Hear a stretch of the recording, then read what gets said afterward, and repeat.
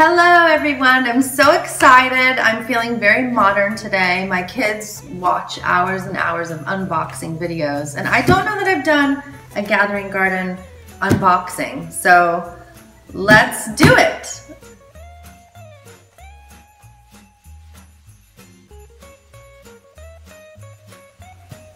So when you get your box, you are gonna see that it's rather large, and this is actually our 22-inch wreath. This is about the average size box that you'll get. And you're gonna see sometimes the box will look like it's been through a lot, and you'll ask yourself, how possibly could this wreath have survived UPS and Amazon Prime and FedEx throwing me? But it does, and I'm gonna show you the secret to how we keep all of our wreaths in perfect condition. So step one, you're going to see one piece of tape going along this way, and you're going to just snip your tape, or like this, it just comes off easily. Take that off. You're going to see attached to here to the box is going to be your invoice. This is really important. Let's do this first. You know how you get a gift and your mom always told you, like, make sure you read your card first?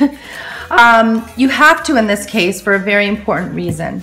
So inside here is going to be your invoice. I never put any pricing information on anything, but on here is going to be the directions for removing your wreath from the box. This is so important. So I'm going to show you how to do that. You could read that at home. And don't forget there's a little coupon code down at the bottom of that. So you're going to carefully remove the tape. So after you've removed your tape, you can smell the smells. And come in closer. It's the best part is your wreath has arrived. And if you're getting one of our, ready? Ta-da! If you're getting one of our fresh wreaths, you will smell how amazing it smells. So this one is our blue Pineland wreath, and it's all fresh, which I love. So this is our blue Pineland wreath. It's all fresh. It's got pine and juniper with the berries. Oh, the berries. And pine cones that are glittered just a bit, and the echinops. And these are naturally just a really blue, icy sort of shade. So things not to do. This is so important. Do not stick your hand in and just pull it up. No. What you're gonna do is seal it back up, and you're gonna look on the bottom of the box, okay? This is so important. And don't worry about doing this, because you know FedEx did this all day long. Love you, FedEx, but there's box ties down here. So what you need to do is to not reach in there, because if you reach in and start to pull out this wreath, you're gonna start kind of moving things around, and that's really important not to do. So I'm gonna show you what to do. So you're gonna seal it back up, and you're gonna lift it slightly. You might need a little hand. If my husband were home, I would have him help me. My son is gonna help me off camera here. So hold on to it nicely, and you're gonna take your scissors, really just work them in and snip. You gotta get a sharp pair and work it a little bit, but do not grab it from the inside, and you're gonna snip. So you kind of got to really work your scissors in underneath it, but it will be worth it, because this is really the secret to getting a wreath that is going to be fully intact. So now you've got them snapped. Okay, so now the fun part. You've got your wreath, so you've got your things snapped, and you're carefully going to put your hand in the center. You can kind of work your wreath around. Put your hand in the corners carefully, and it will pop out. Be real gentle as you can. An extra step you can do on the back end too is you can just remove that whole piece of tape, and then you remove it, and there it is. Isn't it so pretty? Is it looking as pretty on camera? Can you guys smell it from there? Oh, it's so pretty. And I'm going to show you some ideas for where you can display your wreath. So the first obvious place you can put your wreath, if you're lucky and you don't live in Florida where it's 100 degrees today, anywhere else that has nice cool weather, you can hang it outside. I would recommend a 3M hook if you don't have one and you don't want to damage your door. And you just simply, let me show you the back. Let me come in and show you the back. See how the back is all made of metal? So it's not flimsy, it's nice and sturdy. And then you can just simply choose any part of the wreath you know, and everybody has their own preference of how they like it, but you simply hang it. And that's it. You're good to go. And then you can start adding all the other elements around it to sort of bring it all together. Okay, so one important thing, and that's for all of our wreaths, not just our fresh wreaths, but all of our dried wreaths as well, is that you can't put it up in a location where sun is going to be hitting it every day, even for like minutes at a time every day, because over time this is going to dry out. And like if you live in Florida or a southern place or any place that's hot, it's best to have this one inside. So I'm going to show you how you can add this to your decor inside. And for all of you up north, you're so lucky because you can put this outside and it will last all season.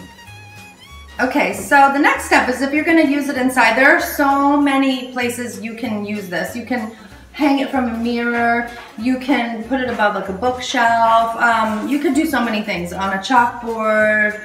But I have this empty wall here in our house that I never quite know what to do. So we just have a simple screw and I change out my wreath or whatever I want to put there for the season. So I'm going to center it even. I have to move this a little bit. So same thing, you're going to hang it up here. Make sure it's nice and sturdy and actually resting on the metal.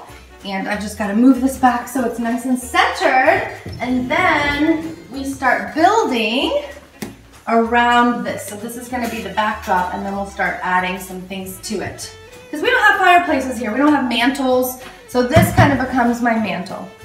So I'm going to show you, now that you've got your wreath up, like if you're going to put it and have it sort of flanked by a major piece of furniture, what you could do with that furniture to sort of blend in with your wreath. And this particular wreath I love because that's kind of the theme we're going for this year. Our pine cones and greens, and we just got this new rug that has blue in it, and so these juniper berries are just perfect. So I'm gonna take that and kind of go with that, and depending on what kind of wreath you have, you could do the same thing and just kind of change out my suggestions with the colors that you're using. Okay, so you've got this big sturdy piece of furniture. Also try to use things that are personal. My husband really loves collecting old books, loves it. So I'm going to stack some things that are sort of remind me of places we like or places we dream of going or of our culture. So don't just look at the covers. Like, don't display your books like that. Honestly, like when you take off the covers, some of these vintage books are so beautiful. The colors are so pretty. So this kind of picks up on the blue. And then we have this beautiful book we found about the landscapes of America. And look how pretty that green is. So take off those covers. And that's what I am going to do and sort of put together some pretty colors that complement this. So I can create some height. And then this one is Italy. My husband's family's from there. We got married there. So look how pretty that royal dark sort of blue is. So that's that. Okay, so you sort of just start layering. So we've got our blue and green, and then our Greek coins book, kind of stack that here. Okay, so now that you have just kind of the colors of books that you want to use, you could stack it up a little higher and just sort of get creative from here. But I happen to have these really pretty, I've been holding on to these for like almost 3 years. Aren't they so pretty? I don't know if you can zoom in on that, but I probably should start selling these again because they're so pretty. They're like glittered pine cone Christmas tree candles. Would I suggest probably lighting them right next to a fresh wreath? No, but pull your things out and then that would be more safe to do. So let's just start sort of layering things in. You go like that, right? And then you could take your little deer. We got this in North Carolina. I see a lot of you have these sort of vintagey, bronzy deer. So you kind of just put that there, and then you've got yourself this cute little vignette, and still plenty of space to like have a real life, because you know things are gonna get tossed here.